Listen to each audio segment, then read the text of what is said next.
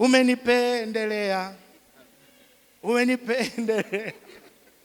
Tumeona hiyo ya upendeleo na ndugu yake ya hivi, Bwana Yesu asifiwe. Itikeni sasa amen. Haleluya. Wengine wako hospitali ila mimi niko hai. Namshukuru Mungu amenipendelea. Unamchonganisha Mungu ama unamshukuru Mungu? Kwamba ni Mungu yeye ndo kawapiga wale wako hospitali, ila huyo Mungu wewe ndo kakufanya exceptional. Mmeelewa kwa nini maandiko yanasema Mungu hampendelei mtu? Tumefikaje huko? Tuendelee. Haya, mmesoma kwamba maandiko Mungu hampendelei. Kwa hiyo tukipata mtu anasema amependelewa na Mungu, tunasema wewe unatudanganya. Si kweli. Kwa sababu huyo unayemsema anapendelea anasema sipendelei. Mshirika mmoja akaniambia, ila mchungaji, kuna namna, kuna watu kama wamependelewa. Una uhakika kweli? Yeye kasema hapendelei. Hawapo waliopendelea, yeye anasema. Sasa ukitaka kuelewa unamwambia, haya hebu rudini mhubiri. Mhubiri anasemaje? Anasema nini? Wakati na nafasi, wakati na bahati huwapata wote. Wote wanapata wakati wa kusoma la kwanza mpaka la 7. Wote wanapata nafasi la kusoma form 1 mpaka form 4. Wote wanapata nafasi, wote wanapata nafasi. Ila wapo ambao nafasi ikija wanaichukua, na wapo ambao nafasi ikija hawaichukui. Waliochukua nafasi ndio wanatafasiri wamependelewa, ambao hawakuchukua nafasi wanatafasiri hawajapendelewa. Nimetumia mfano wa shule. Mwingine ameshapata, mimi nilikosa ada. Kwa mfano wangu muonekana tena ufai. Hili darasa gumu. Haya, nabadilisha mfano. Bwana asifiwe.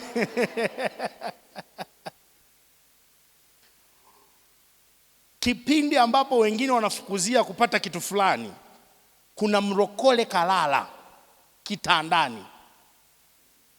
Kipindi si tuko Dar es Salaam. Dar es Salaam mimi niko baharini, yani kanisa lenyewe liko baharini. Kuna wanawake wanaamka, maji kupwa na kupoa. Mnasikiaga hiyo kitu? Maji yameenda kutembea, maji yamerudi, si ndio? Maji yakienda kutembea, konokono na vichembechembe vya konokono vinabaki kwenye shores, kwenye fukwe. Ukiokota ndoo, wanajaza zile ndoo ule mchanga wake ule. Wanaenda wanamwaga, wanaanika, wanachoma, wanapata chokaa. Ndivyo inavyotengenezwa chokaa. Maana yake kijana yoyote ambaye hana kazi, ana uwezo wa kwenda kuokota baharini na kujaza ndoo ya makonokono na kwenda kuchoma chokaa. Kwanza uendi kuchoma wewe unauza material. Yaani kila ndoo unaweza kuweka kichwani ukaenda ukamwaga. Ukaa na uhakika wa 10,000 mpaka 15 malizia kwa siku. Si ndio? Hiyo nafasi wamepewa watu wote wa Dar es Salaam, wote. Sio wale unaowaona baharini. Hiyo nafasi wamepewa, wakati na nafasi wote wamepewa. Si ndio? Ila kuna waliochagua kwenda baharini na kuna waliochagua kulala. Nani kapendelewa? No. Mungu anatoa wakati na nafasi. Ndio maana uko hai. Ishara ya kwamba unahema, unapumua, umepewa wakati na nafasi. Maana yake unaweza ukabadilisha jambo lolote, hali yako ya maisha, hali yako ya kiuchumi, chochote. Hata hapo ulipo unaweza ukaamua una miaka 45 ukaanza form 1. Ukamaliza form 4, ukaenda chuo certificate ya sheria, ukachukua diploma ya sheria, unafikisha 52 ukaajiriwa kama wakili ama jaji mahakama ya mwanzo. Maamuzi na wakati umepewa wewe.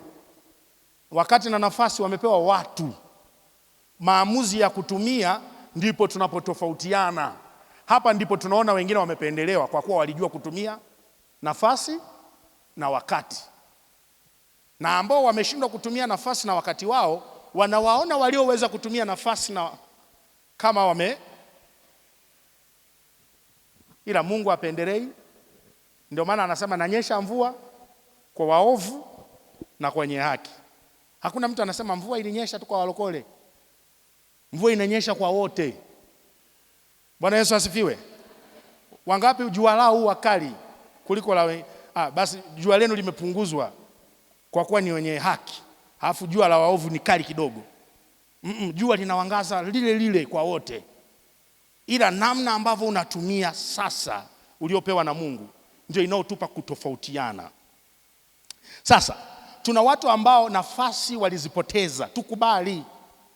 Ilikuja nafasi akaipoteza. Ulikuwepo wakati akauchukulia poa. Kwa mfano hata sasa hivi kuna wakati mtu alitakiwa akaya nisikilize kasinzia. Na maneno haya pengine angemtoa sehemu kumpeleka sehemu, ile yeye kachagua kulala. Kesho aliyesikiliza atamuona huyu naye kafanyaje? Kapendelewa. Mungu hapendelei mtu. Na utoaji wake ni amina na kweli. Na ukisikia maandiko yanasema mkomboe wakati, ni kwa sababu ni hakika na kweli. Commodity adimu duniani ni muda. Bidhaa ghali kuliko zote ni nini? Kwa sababu huwezi ukanunua muda kuongezea. Bwana Yesu asifiwe.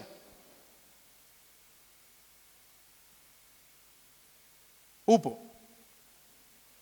Mungu akusaidie kukomboa wakati. Mungu akusaidie kuzishika hizo nafasi zikija. Wakati wako wa kujiliwa usiwe kwenye vitu vingine. Uwepo kwenye zamu. Ufanye unachotakiwa kufanya. Kwa sababu kuna nyakati za kujiliwa.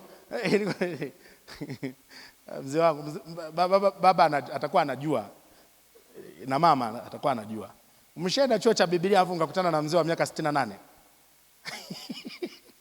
Niko chuo cha Biblia najiangalia mimi najiona kama nimechelewa, nina miaka labda 34. Nasoma Biblia. Niko chuo cha Biblia. Nakutana na mtu ana miaka 68. Sasa mzee, ukimaliza hii degree ya Biblia utatumika miaka mingapi? Sema umepiga injili sana labda 5. Una 70 ngapi hapo? 70 ngapi? 3. Si ndio? Umehubiri injili kwa miaka 73. Unafikiri mtu huyo hakuwa na nafasi na wakati wa kusoma Biblia huko nyuma? Niko naongea na nyie ambao mnajua mmeitwa kuwa watumishi wa Mungu, mmeitwa kuwa wachungaji, mnaendelea kuanza kuna wakati mpya na wakati mnamaliza siku zenu za kuishi. Haleluya. Ninawasalimu katika jina la Yesu. Bado mnawaza lini? Mnafikiri ni kesho kutwa au? Wakati na nafasi hutupata wote. Mimi niliamua kwenda kufungua kanisa sio ni wakati ulikuwepo, na huo wakati kipindi mimi naenda. Malizia na wewe ulikuwepo. Na wewe? Ila unafikiri kuna wakati mwingine. Au yule kwa kuwa babake ni askofu atakuwa amependelewa. Amen. Nini dharau hufanya? Muda umeisha? Bado dakika zipo. Dharau inafanya nini?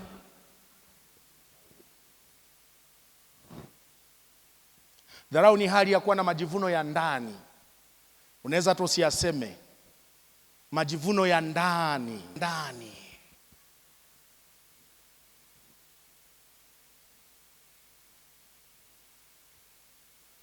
Na haya majivuno yanazaa nini? Kupuuza vitu. Ama kupuuza watu. Napuuzia watu, napuuzia vitu. Haya majivuno ya ndani yanazaa kupuuzia tu. Huyu naye anapuuziwa.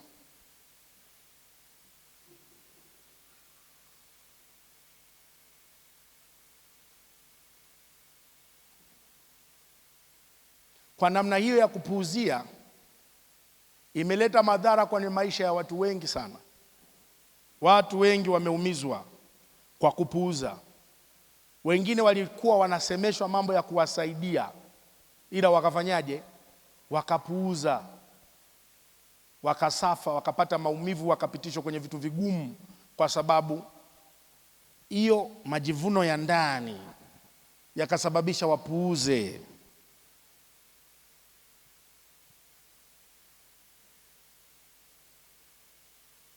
Sifa za mtu mwenye dharau.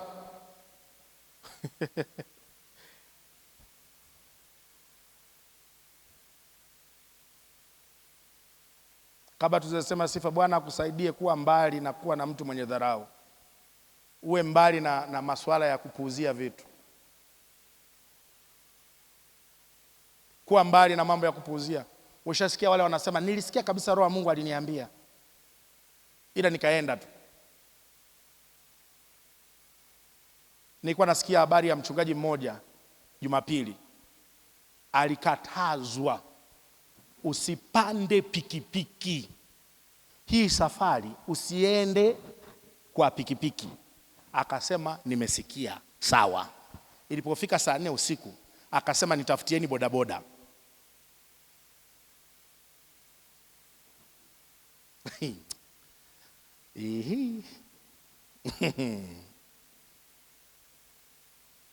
Unajua ukifa Mungu hana hasara. Unakufa tu. Ni sasa hivi unasikia wanakuambia punguza uzito Godwin. Umenenepa sana baba.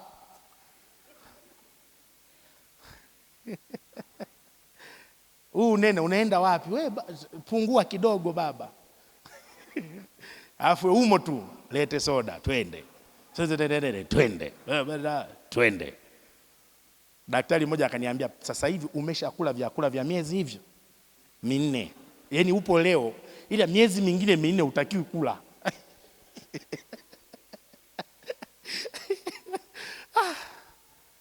Sasa ni wewe unapuuzia au hupuuzii? Haka kama jivuno kandani kama jigambo kanaweza kakakupa kupuuzia ama kuheshimu, ukasikiliza ama usisikilize. Wanaambia, narudia, ukifa hakuna hasara kwa Mungu, na kwa duniani hakuna pengo lisilozibika.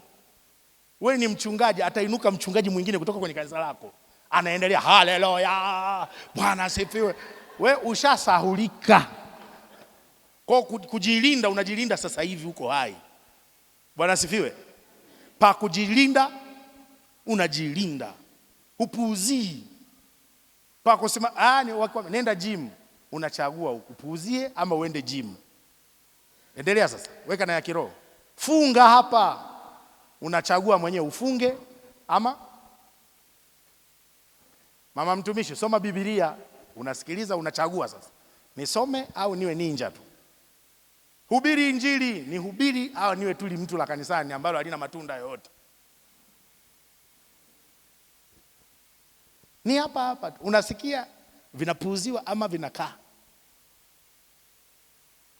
Na unaweza usijua umedharau, ila unadharau.